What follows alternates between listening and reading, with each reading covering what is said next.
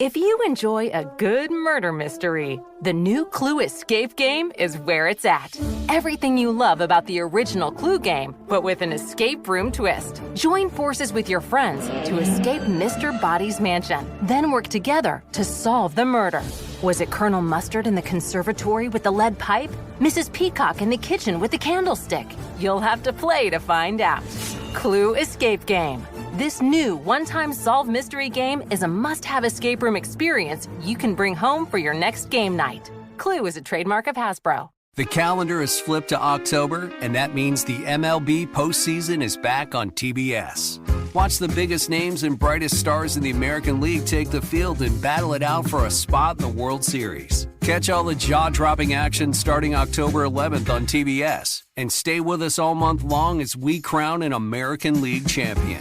You're not going to want to miss all the slick plays, crazy hits, and clutch performances that make postseason baseball America's greatest pastime. From the ALDS to the ALCS, TBS has you covered this October. The case of a missing Indigenous Alaska woman sparks new questions about other missing and murdered Indigenous women. But when the cops stop looking, a team of local journalists step in to bring the truth to light. That's where ABC's thrilling new drama, Alaska Daily, begins. And where it's headed will have you on the edge of your seat. Starring two-time Oscar winner Hilary Swank, Grace Dove, and Scandal's Jeff Perry. Watch Alaska Daily Thursday on ABC and stream next day on Hulu. Before FIFA was corrupt, it was merely racist. Built in the image of its colonial architects, FIFA's view of the world reflected the privileged white status of its founding members. And maybe because of this, the corruption was inevitable. Maybe it wasn't the result of a few bad apples in the barrel, but a bad barrel itself. It's a question that might be best answered by looking at FIFA's sixth president, Sir Stanley Rous, a man with many laudable qualities except the one he and the lords of soccer needed most: the ability to see beyond the world as it was and see the world as it could be if international soccer was made a fair game for all. I'm Connor Powell. This is episode 5, The Colonialist.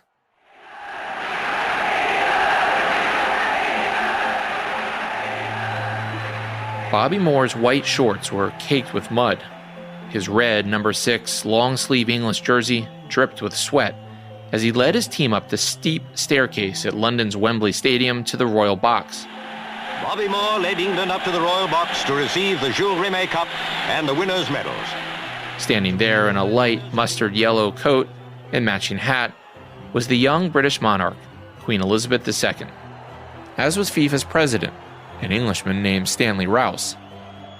After one of those dainty royal handshakes, Queen Elizabeth passed the World Cup trophy, named after FIFA's third president, Jules Rimet, to England's exhausted but ecstatic captain. Before kissing FIFA's golden trophy, as was the tradition, Moore raised it above his head in triumph.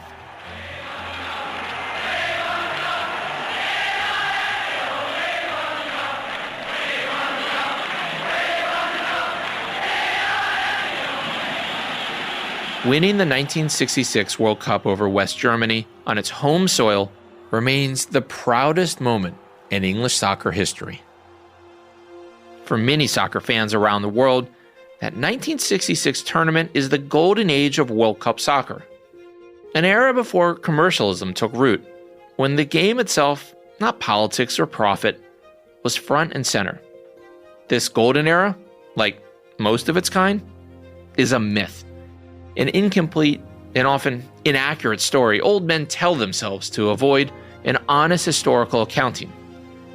2 years before Moore raised that precious trophy, FIFA's leadership made a series of decisions that caused the entire African continent and its 15 World Cup eligible nations to boycott the 1966 tournament.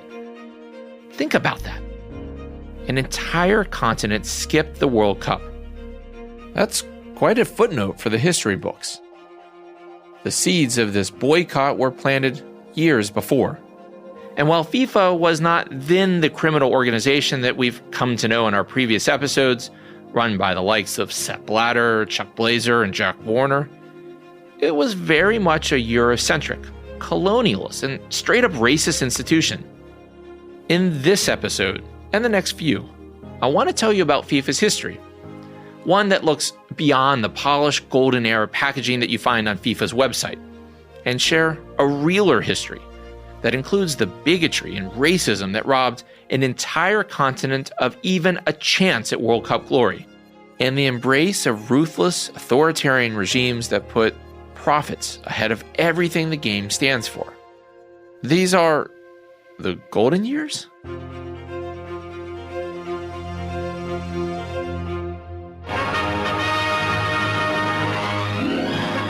The president, Sir Stanley Rous, and officials of FIFA, the International Football Federation, met at a London hotel to make the draw for the World Cup competition. It was a very English affair. Shiny silver trophy cups with decorative winged handles line the front of the podium in the smoke-filled ballroom of London's Royal Garden Hotel. There are 4 trophies, one for each of the 4 groups that will play in the first round of the upcoming World Cup. A sea of old men with mostly white faces stared intensely at the FIFA officials sitting on the stage. A 5th trophy, also silver-plated but covered with a handkerchief, is full of 16 slips of paper. Each slip of paper has the name of a national team, and after a shake or two, a piece of paper is pulled out. The name of the country is read aloud, and the slip of paper is dropped into one of the 4 corresponding trophies. That's how the first round matches of the 16 teams are decided. England versus Uruguay in the opening match on July the 11th at Wembley. One by one, FIFA's president, Stanley Rous, that was his voice there, read out the names of the teams competing in the 1966 World Cup. It's a quaint scene that had been repeated in one form or another 7 times previously, ever since FIFA had become the lords of soccer and held its inaugural championship tournament in 1930 in Uruguay. Unlike today, where FIFA's big decisions have become star-studded affairs, early events were more like high tea and far less flashy, as British soccer historian Stu Horsfield told me. The draw for the 1966 World Cup, for example, it's very businesslike. It's sort of 2 platforms of men. Names are drawn out. It's noted down on paper. It's popped on a board, and that's it, and everything's finished. So let's go back to FIFA's very start in 1904. The organization was far more rudimentary than it is today. It was all about staging matches. It was the end of the 19th century, and soccer's popularity was surging around the globe, particularly in Europe and South America. The oldest international football match is England versus Scotland. The second oldest is Argentina versus Uruguay. So it was a very much a 2-continent sport. There was a big problem. The rules of soccer varied from country to country, even town to town. Matches were regularly played under one set of rules during the first half of a game and another in the second half. Promoters had begun to stage international competitions, and for soccer to survive and thrive, the rules needed to be unified. So on May 21st, 1904, representatives from 7 national federations, France, Belgium, Spain, Sweden, Denmark, Switzerland, and the Netherlands, met in the back room of a Parisian sports club to codify the rules of international soccer. You'll notice the slate doesn't include any South American countries. In 1904, many of those countries were treated as more colonies aligned with Europe than as fully independent nations. Will be the Fédération Internationale de Football Association. FIFA. FIFA's own portrayal of the moment is captured in a ridiculous, self-produced propaganda film called United Passions. Released in America at the height of FIFA's 2015 corruption scandal, the film grossed less than $1,000 in the US on its opening weekend. The film celebrates the signing of the FIFA Charter, treating it as something akin to the signing of the Magna Carta or the Declaration of Independence. The hubris is just, pronounced. But back to our history lesson. Within a few years of its formation, FIFA added England, Germany, South Africa, Argentina, and Chile to its club. This made the soccer organization, at least on paper, global. In reality, FIFA's beating heart remained European, and its administrators did little to integrate the South Americans, who really had no role in managing world soccer. During FIFA's first 70 years, all 11 of its permanent presidents and general secretaries came from Europe. South American soccer and its issues rarely, if ever, made it onto FIFA's agenda. It was a very Eurocentric organization. So with that came this philosophy of colonialism, imperialism. With the exception of Switzerland, all of FIFA's founding members were former or current colonial powers. FIFA's early administrators came from that world, grew up in that world. 19th century colonialism and Christian superiority were, to them, a given. And they often viewed non-European countries, particularly their current and former colonies, with disdain. Some, like General Secretary Karl Anton Wilhelm Hirschman, even resisted FIFA's South American expansion on the grounds it would dilute the organization's European and enlightened character. Even presidents who supported FIFA's early expansion, from Jules Rimet to Arthur Drury to Stanley Rous, still believed soccer radiated from Europe. They viewed these non-European countries as less civilized and incapable of leadership in global affairs. Most shamefully, FIFA's founders believed these countries would only come into the 20th century if they followed the steady hand and firm rules of European institutions. Nowhere was this reality more evident than in World Cup draws, where the lords of soccer often excluded non-white countries. Here again, Stu Horsfield. When you have European presidents who come from nations who have colonized African states, there is always going to be conflict. There is always going to be this issue of race and repression. So in the spring of 1966, as Sir Stanley Rous read out the names of the 16 nations invited to compete in the World Cup, We want to put this sequence of matches now on the board on the left. 10 were from Europe, 5 were from Latin America, and 1 was from Asia. None were from Africa. It might have been called a World Cup, but it was more like a European championship with a few friendly nations invited to the party, which is just the way FIFA's European leadership liked it. Keep in mind, it was now 1966, not 1866. The Beatles were closer to their end than their beginning. The Summer of Love was just 2 years away. The U.S. Civil Rights Bill had just been passed. FIFA, in all of its hubris, was continuing to expand with the idea that its vision would rule the world. But the world was starting to see things differently.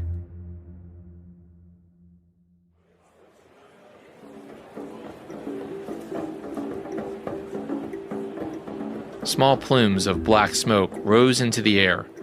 It's March 1960 in the Sharpeville township of South Africa. Men, women, and children, young and old, are singing hymns as they burn their government-issued identification cards. The white police ordered the black demonstrators to stop and back away from the police station's flimsy chain-linked fence.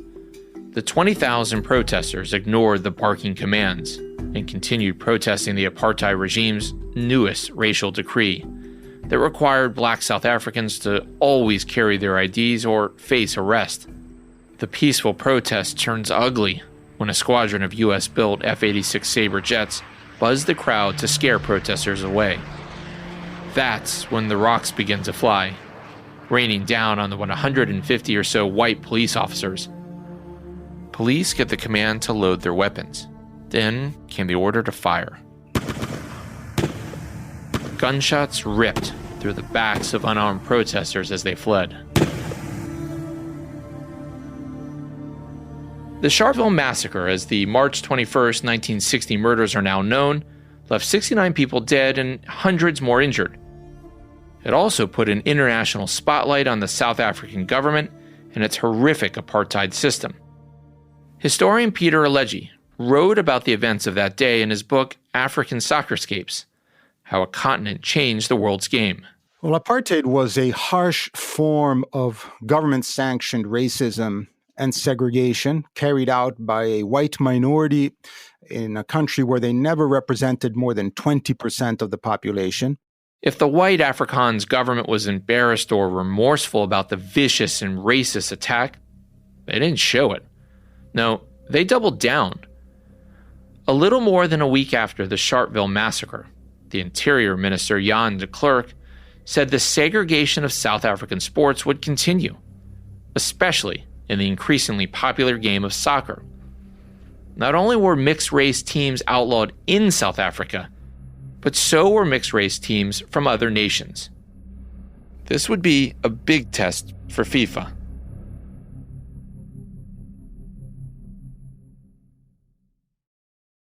Now a word from our sponsor, BetterHelp. Do you get stuck focusing on the problems in your life instead of solutions? For me, it's always worrying about, how am I going to finish all the things I need to do today? Like many people, I can get hung up worrying about my to-do list. But what if there's a better way to approach the things that stress you out? It can be tough to train your brain to stay in problem-solving mode when faced with a challenge in life. But when you learn how to find your own solutions, there's no better feeling. A therapist can help you become a better problem solver, making it easier to accomplish your goals no matter how big or small they are. If you're thinking about giving therapy a try, BetterHelp is a great option. It's really easy. It's convenient, accessible, affordable, and entirely online. Get matched with a therapist after filling out a brief survey, and switch therapists at any time. There aren't many things this helpful that are so easy. When you want to be a better problem solver, therapy can get you there. Visit betterhelp.com/soccer today to get 10% off your first month. That's betterhelp.com/soccer. If you enjoy a good murder mystery, the new Clue Escape game is where it's at. Everything you love about the original Clue game, but with an escape room twist. Join forces with your friends to escape Mr. Body's mansion, then work together to solve the murder. Was it Colonel Mustard in the conservatory with the lead pipe? Mrs. Peacock in the kitchen with the candlestick? You'll have to play to find out. Clue Escape Game. This new one-time solve mystery game is a must-have escape room experience you can bring home for your next game night. Clue is a trademark of Hasbro. Imagine you finally buy the house of your dreams in the suburbs of New Jersey and get to move there with your 2 kids. It should be everything you dreamed of.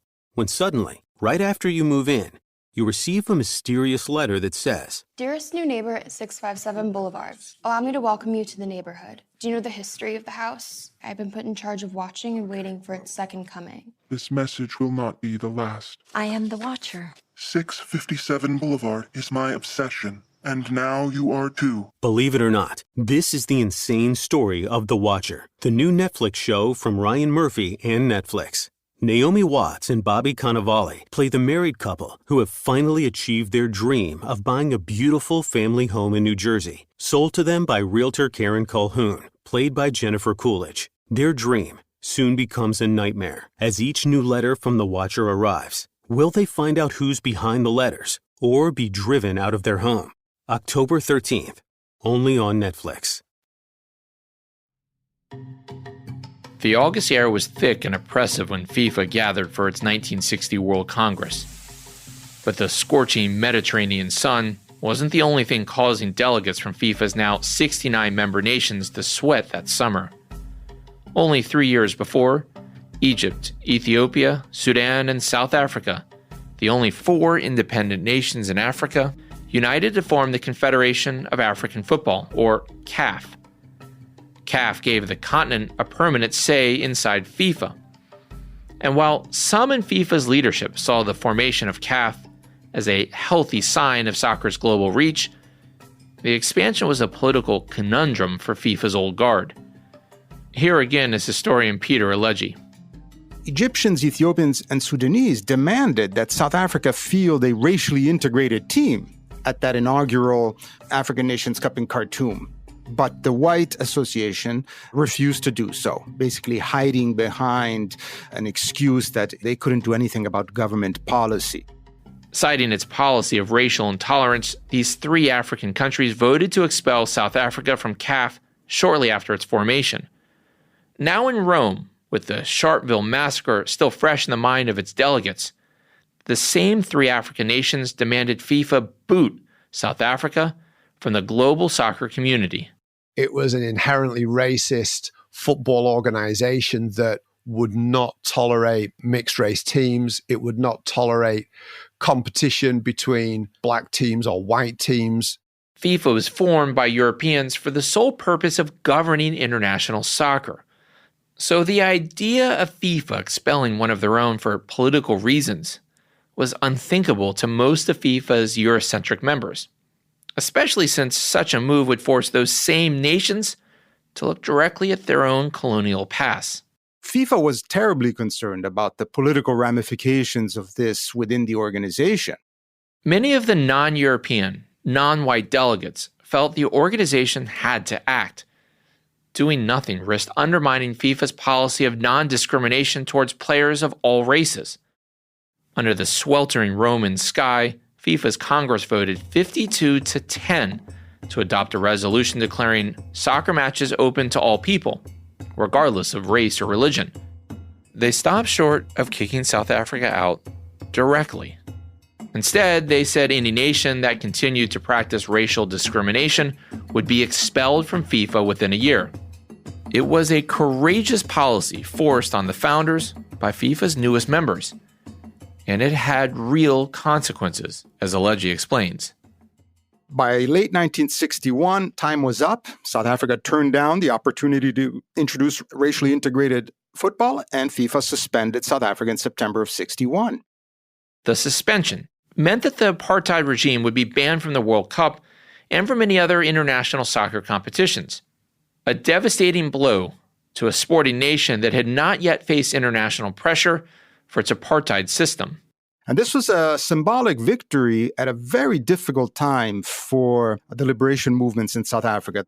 When FIFA, this major global body, sanctioned white South Africa, it instilled hope at a very much needed time for most black South Africans.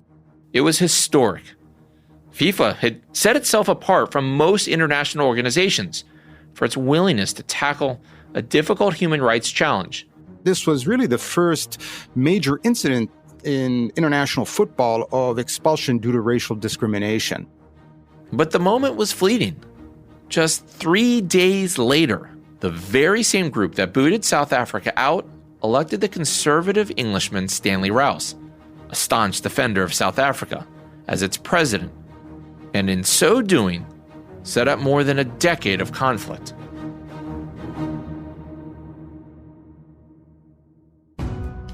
Stanley Rous rarely gave an inch to anyone. At 6 feet 3 inches tall, the former English referee, school teacher, and soccer official was a mountain of a man on and off the pitch. Stodgy and self-righteous, he believed the rules of soccer, like the rules governing civilized society, were sacrosanct. There was right, there was wrong, there was black, and there was white. Here again is Stu Horsfield. He was very intelligent. Without being a great modernizer and a great thinker, he was very stable, incredibly stable person.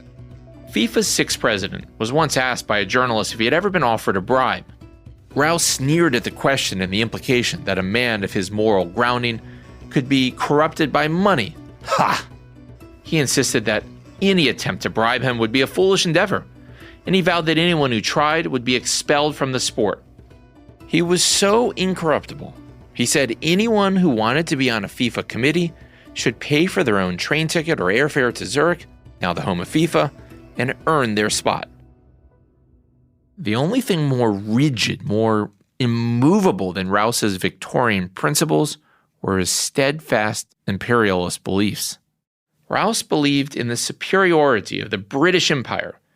He also believed, as only someone so set in their ways can, that his views were beyond politics. They were fundamental.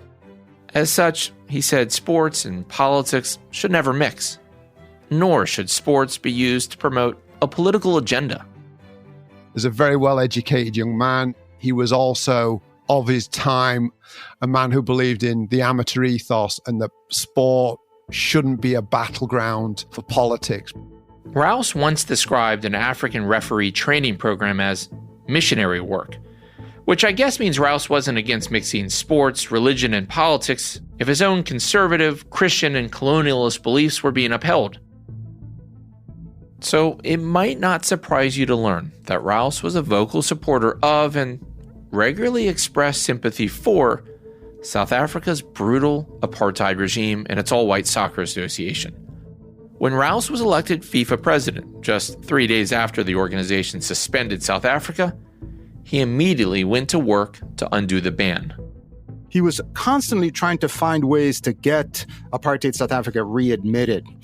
And this really angered many members of FIFA, as well as, of course, the anti-apartheid movement as a whole. In January of 1963, Rous led a delegation to South Africa to, I guess the word is, investigate the situation. You'll hear the details in just a moment, but let me give you the top line. Rous met with the government-sanctioned, all-white, pro-apartheid Football Association of South Africa. And he met with a breakaway football delegation, the racially mixed South African Soccer Federation. He took the side of the white guys. Here again is Stu Horsfield. The South African Soccer Federation, who set themselves up as an alternative governing body whose mandate was to represent all of South Africa. So white South Africans, black South Africans, mixed race South Africans. But Stanley Rous refused to recognize them. FIFA's president returned home with a glowing report of the Football Association of South Africa and recommended FIFA's executive council reinstate the all-white group. They produced a truly astounding report that concluded that there was no racial discrimination in South Africa. And as a result, FIFA lifted temporarily the suspension on apartheid South Africa. This was rather incredible. Indeed, the reaction of many members was outrage. The African continent just saw that as another indicator that while Stanley Rous was in charge, FIFA would be an inherently racist organization.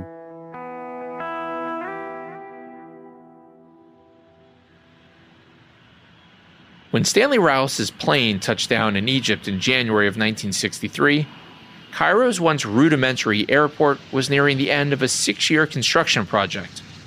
2 new runways and a spacious modern terminal were just weeks away from opening. It was to be a symbol of just how far Egypt and Africa had advanced since independence. But if the continent was looking to the future, FIFA's president arrived carrying the baggage of its colonial past. Rous had just finished his investigation into South Africa, and after FIFA's executive committee officially reinstated South Africa under Rous's direction, he stopped in Cairo for the Confederation of African Football's General Assembly. Much like the airport, CAF was going through a remarkable transformation, growing from just 4 member nations in 1957 to more than 30 a few years later. As it grew in size, Peter Alleghi says, it also grew in confidence. As more African nations won their independence in the late 50s and especially in the 60s, this relationship between FIFA and Africa became more and more contentious. The meeting between Rous and the African delegates was every bit as tense and confrontational as you would expect. During his opening speech, Rous said he had seen no evidence of discrimination in South Africa. And in a very paternalistic tone, the Englishman suggested FIFA's African members would just have to accept the executive committee's decision. Now, South Africa was just one point of contention in that meeting. Despite adding dozens of new nations to FIFA's membership roles since World War II, the World Cup remained anything but a global tournament. At the 1958 and 1962 World Cups, the only sides that qualified for the competition were from Latin America and Europe. There were no African or Asian teams represented. This only added to the strong sense that the World Cup was essentially a European soccer festival that, as I said earlier, allowed a few Latin American friends to crash the party. CAF lobbied Rous and FIFA's executive committee to give at least one automatic spot to the now sizable African delegation.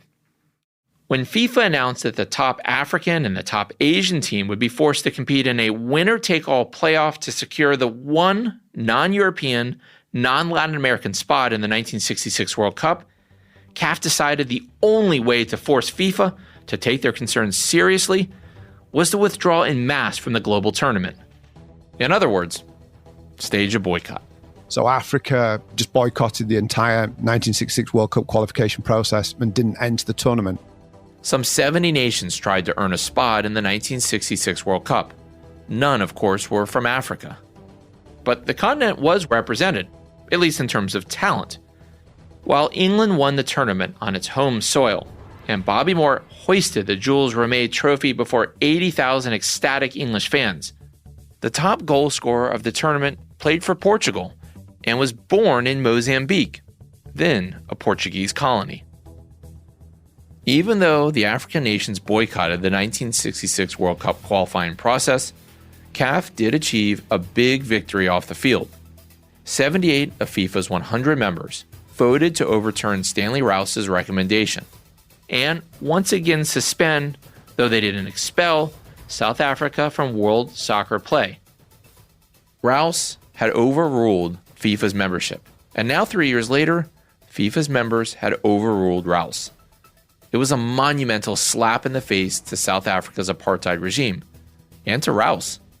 And by 1970, Africa had won a guaranteed spot in that year's World Cup.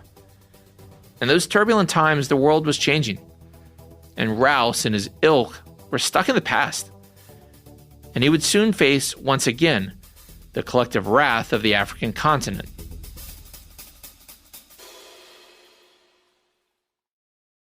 Now a word from our sponsor, BetterHelp. Do you get stuck focusing on the problems in your life instead of solutions? For me, it's always worrying about, how am I going to finish all the things I need to do today? Like many people, I can get hung up worrying about my to-do list. But what if there's a better way to approach the things that stress you out? It can be tough to train your brain to stay in problem-solving mode when faced with a challenge in life. But when you learn how to find your own solutions, there's no better feeling. A therapist can help you become a better problem solver, making it easier to accomplish your goals no matter how big or small they are. If you're thinking about giving therapy a try, BetterHelp is a great option. It's really easy. It's convenient, accessible, affordable, and entirely online. Get matched with a therapist after filling out a brief survey, and switch therapists at any time. There aren't many things this helpful that are so easy. When you want to be a better problem solver, therapy can get you there. Visit betterhelp.com/soccer today to get 10% off your first month. That's betterhelp.com/soccer.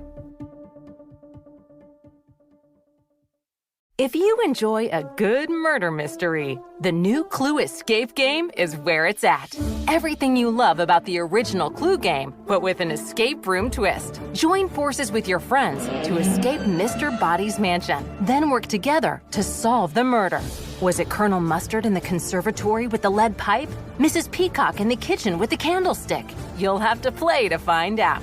Clue Escape Game. This new one-time solve mystery game is a must-have escape room experience you can bring home for your next game night. Clue is a trademark of Hasbro. Imagine you finally buy the house of your dreams in the suburbs of New Jersey and get to move there with your 2 kids. It should be everything you dreamed of.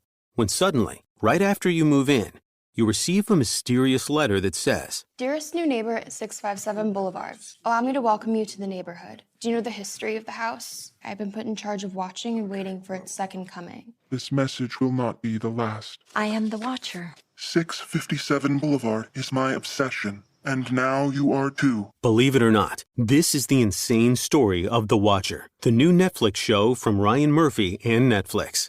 Naomi Watts and Bobby Cannavale play the married couple who have finally achieved their dream of buying a beautiful family home in New Jersey, sold to them by realtor Karen Calhoun, played by Jennifer Coolidge. Their dream soon becomes a nightmare as each new letter from The Watcher arrives. Will they find out who's behind the letters or be driven out of their home? October 13th, only on Netflix.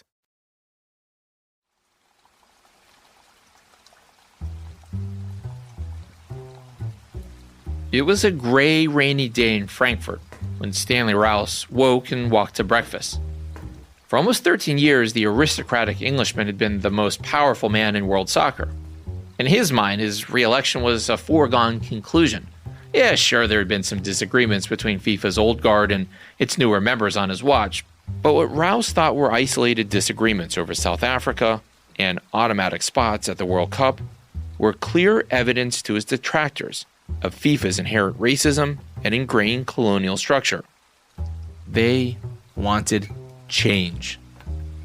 Still, as Rous sat drinking his English breakfast tea on the morning of June 11, 1974, he saw little reason to think there was anything to worry about other than a light rain in the day's forecast. Here's historian John Sugden, author of the book Football, Corruption, and Lies. When it came to the 74 election, he thought he could put his feet up and rely on the Africans and the Asians. He thought he could rely on their support because he'd been so loyal to them in his own mind. As FIFA's members gathered in West Germany for its presidential election, the winds of change were blowing, and Rous was oblivious. Here's Stu Horsfield. He was still convinced that this almost colonial attitude of we looked after you since you've come into the FIFA family, he still assumed that that was enough to secure the vote. He didn't acknowledge the mobilization of African nations, of Asian nations, and the fact that they had had enough. They'd had enough of what they'd seen as an inherently racist organization. Frustrated with Rous's colonial complacency, the Confederation of African Football, which had now grown to 37 nations, had thrown their support behind the wealthy and outspoken Brazilian sports administrator, João Havelange. The 58-year-old former Olympic swimmer positioned himself as a champion of the southern, and to be blunt, browner game of soccer. As the Brazilian sports official, Silvio Pacheco, wrote at the time about João Havelange, his candidacy is not for South America. His candidacy is for the entire world. If Rous was celebrated in the patrician dining rooms of London, Paris, and Zurich, Havelange would ally himself with the players on the dirt pitches of Cairo, Kinshasa, and Kingston. Before arriving in Frankfurt for the 1974 election, Havelange toured the world with the Brazilian superstar Pelé, visiting a remarkable 80 different countries. During this whistle-stop tour, Havelange courted supporters by attacking FIFA's European dominance. He vowed to expand the World Cup from 16 to 24 teams and increase the number of automatic spots for Asians and Africans. An expansion Rous opposed out of fear of diluting the tournament's European nature. And most crucially, Havelange promised, unlike Rous, to permanently ban South Africa from FIFA. Because of what Stanley Rous refused to acknowledge and refused to see, Havelange very much takes advantage and can see the opportunity that's there if he can court the African vote and if he can mobilize the African and Asian nations. Now, as attractive as these policies were to FIFA's newer members, getting them to vote was an entirely different matter. Havelange, very little scruples, very good at manipulating the situation to suit himself. In 1974, many of the newer national delegations were poor, and they lacked the money to travel to far-flung Frankfurt for a FIFA Congress. So Havelange, who was born the wealthy son of an arms dealer and made millions during a very successful business career, used his own personal wealth to fly in key voters. Before the 1974 election, this just wasn't done within the stuffy and aristocratic FIFA. Remember Rous saying new members should buy their own tickets? And Rous didn't have the money anyways to carry out such a crass strategy. Havelange would later talk openly about the helping hand he gave would-be supporters. By the time FIFA's members sat down to vote, Rous's miscalculation was on full display. He didn't stand a chance. Havelange defeated the uncompromising Englishman 68 votes to 52 and became FIFA's 7th president. Stu Horsfield pinpoints where Rous let his eye off the ball. Because of Stanley Rous's refusal to change and his refusal to accept politics having a place in the sport that he loves, it ultimately becomes his undoing. Once the election was confirmed, Havelange kissed Rous on the cheek and presented the former president with a bouquet of flowers. Rous would later comment that the bouquet felt more like a burial wreath. Under Havelange, a new era would begin, one of exploding revenues and commercialization and globalization. When he took control of FIFA in 1974, it was still a modest operation, with virtually nothing in the bank. By the time the Brazilian retired in 1998, FIFA had $4 billion in reserves and had become a $250 million a year business. But the man who built FIFA into a multi-billion-dollar marketing machine would also be implicated in a string of scandals involving millions of dollars in bribes and shady kickbacks. And worse, Havelange had a nasty habit of cozying up to gangsters and dictators, and choosing profit over human rights. That's coming up next on The Lords of Soccer. The Lords of Soccer, How FIFA Stole the Beautiful Game, is an Inside Voices media production in conjunction with iHeartRadio. The series was written and executive produced by Gary Scott and me, Connor Powell. Logan Heftel and Katie McMurrin provided the sound design with assistance from JC Swadek and Jake Bluenote. Alec Cowan is our associate producer, and Jeffrey Katz was our story editor. Our fact checker is Alexa O'Brien. And thanks to Miles Gray, who produced this series for iHeartRadio. If you have any comments or questions, please reach out. You can find us on Twitter. I'm at Connor M. Powell, and Gary is at Gary Robert Scott. And if you have any stories about FIFA, let us know. If you like what you hear, please give us a shout out at the hashtag Lords of Soccer.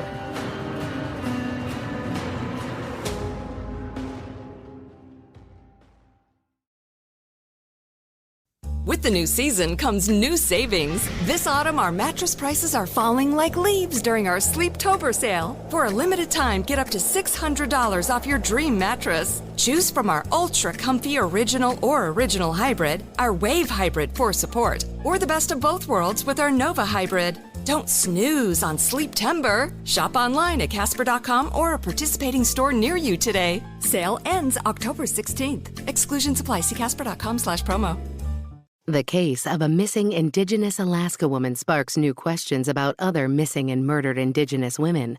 But when the cops stop looking, a team of local journalists step in to bring the truth to light. That's where ABC's thrilling new drama, Alaska Daily, begins. And where it's headed will have you on the edge of your seat. Starring two-time Oscar winner Hilary Swank, Grace Dove, and Scandal's Jeff Perry. Watch Alaska Daily Thursday on ABC and stream next day on Hulu. Want to see your future differently while making a difference? Novavax is seeking passionate, talented people to join our mission in protecting global health. Explore Novavax.com/careers for rewarding remote and in-person opportunities. Be curious, be courageous, be Novolutionary.